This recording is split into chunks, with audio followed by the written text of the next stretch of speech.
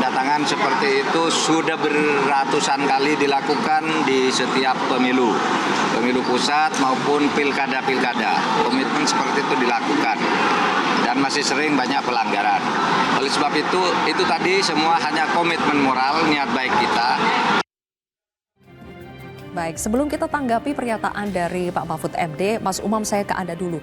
Banyak yang bilang sekarang kan ada istilah gimmick ya, kampanye gimmick. Dan yang dikatakan melakukan kampanye gimmick salah satunya adalah pasangan Prabowo Gibran. Nah, ada yang mengatakan bahwa kampanye gimmick Prabowo ini mirip seperti yang diterapkan oleh Bongbong Marcos di Filipina saat mengikuti pertarungan Pilpres di Filipina. Jadi dia bisa terpilih masif kampanye, lebih memilih kampanye masif di sosmed ketimbang menghadiri dialog-dialog yang diundang. Apakah Anda juga melihat strategi ini yang sedang diterapkan oleh kubu Prabowo Gibran? Iya, memang ada semacam kemiripan dalam konteks strategi pendekatan komunikasinya. Karena bagaimanapun juga, tadi barusan kita bahas tadi bertiga sama Mas Ugi dan juga Mas Ciko, bahwa dalam konteks akses informasi politik masyarakat itu umumnya, pertama itu memang televisi yang pertama. Yang kedua itu biasanya billboard, tapi billboard kan akses informasinya terbatas, tapi yang cukup besar adalah medsos. Nah, materi-materi yang bersifat gimmick, yang sifatnya sensasional tadi itu seringkali masuk di ranah medsos. Nah, kekuatan dari medsos itu dia mampu merecehkan demokrasi. Nah, menurut informasi yang saya dapatkan dari beberapa lembaga keamanan ya, konon sejumlah medsos, saya tidak perlu sebutkan, itu mereka memang memiliki sebuah semacam kegiatan penelitian yang cukup serius untuk menggunakan event-event demokrasi besar di sejumlah negara sebagai laboratorium untuk mengukur efektivitas mereka dalam konteks memberikan pengaruh terhadap preferensi politik masyarakat, bagaimana mempengaruhi dan lain sebagainya. Nah, itu kemarin terjadi di Filipina dan itu terkonfirmasi bahwa kemudian dengan receh-recehan demokrasi yang harusnya berbicara tentang substansi, itu justru lebih banyak bicara tentang hal yang receh tadi. Dan itu betul-betul menggeser, dan dalam konteks demokrasi elektoral, hal itu sangat efektif. Hal sama kemarin juga hampir dilakukan dan juga sudah dilakukan di Turki. Oleh karena itu gap antar Erdogan dengan lawannya juga sangat tipis di sana.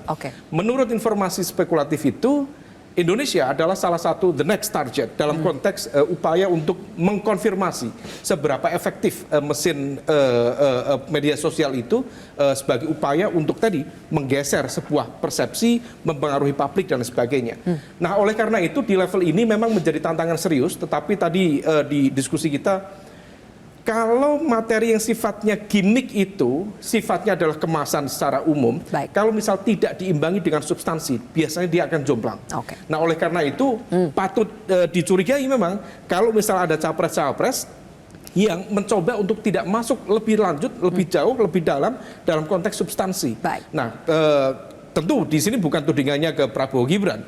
Barangkali Prabowo Gibran juga sedang mempersiapkan diri dengan tim kontennya dan lain sebagainya. Tetapi debat yang tadi sudah disampaikan KPU akan dilakukan capres itu 3 kali, cawapres 2 kali, itu akan mengkonfirmasi seberapa efektif pendekatan gimmick tadi dengan kekuatan substansi yang akan disampaikan. Baik, sebelum debat kita sudah menyaksikan ada deklarasi damai yang diikuti oleh ketiga paslon dan juga parpol-parpol. Tapi tadi seperti ada nada-nada pesimisme dari pernyataan Pak Mahfud MD. Benar tidak, Mbak Dahlia? Apakah kita harus pesimis bahwa meskipun semuanya sudah taken deklarasi damai, kecurangan, intimidasi, intervensi kemungkinan besar tetap akan terjadi? Yang dimaksud Pak Mahfud itu adalah deklarasi tidak hanya sebuah ekspresi yang sifatnya seremonial, tapi dia harus ditunjukkan dengan nantinya bagaimana sikap pengelolaan kampanye itu betul-betul berkomitmen sesuai dengan yang dideklarasikan, kan gitu ya. Kadang-kadang kan udah deklarasi tapi prakteknya tetap melanggar, tetap tidak santun. Sebenarnya pada prinsipnya sesederhana itu. Jadi harapan beliau adalah kita boleh deklarasi tapi tidak hanya ini cuma seremonial saja, hanya sebagai tampilan saja, tapi itu harus diinternalisasikan dengan perbuatan dan tindakan. Mbak Putri, masih yakin pemilu 2024 akan minim gesekan setelah Bu Mega berteriak lantang soal penguasa yang mau bertindak seperti Orba? Iya, Kalau misalnya kita lihat pada hari ini, kecuali Mas Gamal, semua yang duduk di sini adalah bagian dari pemerintahan Bapak Jokowi pada hari ini. Jadi marilah kita sama-sama mengawasi satu sama lain, karena P3 juga masih menjadi menteri, PDIP pun masih menjadi menteri. Jadi kita bisa sama-sama memberikan sistem check and balances supaya tidak ada yang menyelenggarakan kecurangan gitu dengan posisinya masing-masing. Dan kalau misalnya dibilang kecurangan pada zaman Orba kan itu memang tersentralisasi sekali kan kekuatannya pada satu partai gitu. Tapi kalau sekarang ya sama-sama punya kekuatan yang equal menurut saya. Jadi ya sama-sama kita memastikan bahwa yang kita adu di sini adalah gagasan, bukan otot. Jadi biar generasi muda yang sekarang sedang tadi disanjung-sanjung oleh gimmick itu lebih fokus pada gagasan dan narasi yang memang masing-masing paslon juga sudah lontarkan di masing-masing platform medianya gitu. Jadi tidak ada gimmick yang sifatnya hanya terfokus pada gimmick saja. Jadi saya rasa paslon 01, 02, 03 sama-sama menyebarkan informasi soal narasinya di platformnya masing-masing. Oke, Mas Gamal, sebelum mendaftar ke pemilu saja pasangan Amin mengaku sudah banyak mengalami penjegalan. Jadi masih yakin Pilpres bisa berjalan dengan damai tanpa kecurangan? Apa yang kami lakukan hari ini ya, atau saya pribadi ingin mengajak anak muda kita berbuat sesuatu yang nyata untuk mengamankan pemilu. Misalkan apa yang sudah kita mulai. Contoh kalau kita lihat masalah utama, survei di Populi Center itu 37% kecurangan pemilu dari politik uang. Nah kami memulai namanya politik pemberdayaan. Jadi apa itu politik pemberdayaan? Saya mengajak anak muda membuat gerakan inovasi sosial yang punya daya keberlanjutan dan dampak besar sehingga berdampak elektoral untuk melawan politik uang. Jadi kami lawan politik uang dengan politik pemberdayaan. Lalu kedua, ada kecurangan pemilu yang memang signifikan ya. Kita tahu laporan 2019 16.000 lebih kecurangan dari laporan Bawaslu. Nah, kami memulai namanya pahlawan demokrasi. Kita tahu kecurangan pemilu besar, tapi kita punya optimisme 57% besok pemilih anak muda dan generasi muda sekarang sangat dekat dengan smartphone ya, apalagi generasi zilenial. Oleh karena itu kita membuat namanya pahlawan demokrasi. Kami sudah launching pahlawan demokrasi, yaitu gerakan moral anak-anak muda menggunakan gadget untuk mengamankan TPS.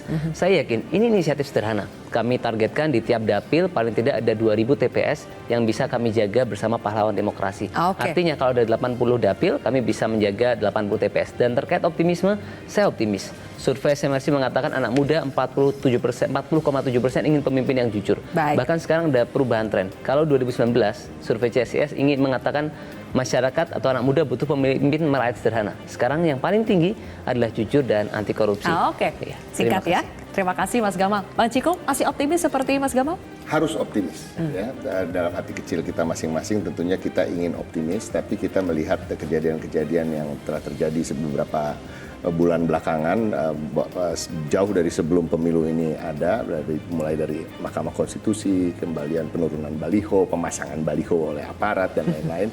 Nah ini kita melihat semoga ke depan bisa diperbaiki, dan itulah salah satunya kenapa kami istilahnya kalau dibilang orang ngegas, ya kan? Ibu Mega juga begitu lantang, ya kan? Ini sebagian dari tingkat kewaspadaan yang tinggi dan masyarakat harus diingatkan gitu. Dan bahwa kritik-kritik ini jangan dijadikan alasan untuk bentrok secara fisik dan lain-lain. Sama sekali kita tidak pernah mengajak itu dalam ajakan-ajakan kita, walaupun sangat bergelora teriakan-teriakannya. Tapi artinya demokrasi yang begitu dewasa harusnya bisa menerima segala teriakan-teriakan keras yang menentang segala hal yang memundurkan demokrasi. Kita berharap pasti akan jujur dan adil. Terima kasih. Saya harus memberikan kesempatan yang sama singkat kepada Mas Uki, closing statement. Jadi masih bisa optimis? Sangat optimis ya. Kami itu percaya bahwa semenjak era reformasi ini hukum adalah panglima. Dan hukum telah menyediakan kanal-kanal apabila terjadi kecurangan atau sesuatu pelanggaran dan lain-lain gitu. Ada Bawaslu, ada DKPP dan lain-lain. Dan terkait dengan gimmick misalnya, ya, jangan sampai ya narasi-narasi kecurangan inilah yang justru adalah gimmick gitu untuk meningkatkan kerja-kerja elektoral dari paslon-paslon gitu. Jadi hormati hukum, apabila terjadi kecurangan disediakan kanal oleh hukum untuk mengadu, silakan mengadu. Tadi Mas Gamal juga sudah mengatakan di pemilu-pemilu sebelumnya itu sudah ada sekian banyak kecurangan. Saya menghormati itu justru ya. Yang kita agak sulit terima atau yang ini ada bukan sulit terima sih, tapi yang kita agak gemes kadang-kadang itu adalah narasi-narasi kecurangan tapi tidak dilaporkan ke Bawaslu, dan ini patut diduga sebagai gimmick-gimmick politik elektoral semata. kita aja. Nah, Oke. jangan sampai gara-gara gimmick politik elektoral maka kemudian wibawa pemilu itu menjadi runtuh. Wibawa pemilu runtuh, wibawa demokrasi juga ikut runtuh. Maka Oke. tersedialah ruang ya buat sesuatu yang ideologi yang asing-asing ini, yang khilafah dan lain-lain bisa masuk kalau wibawa demokrasi runtuh. Jadi kita sama-sama jaga wibawa demokrasi, wibawa Iya, pemilu. kita sama-sama jaga. Semoga betul-betul pemilu damai bisa terwujud di pemilu 2024 nanti. Terima kasih sudah hadir di Kontroversi malam hari ini. Pemirsa, demikianlah Kontroversi. Saya Zilvia Iskandar pamit undur diri. Kita jumpa lagi minggu depan. Sampai jumpa. Metro TV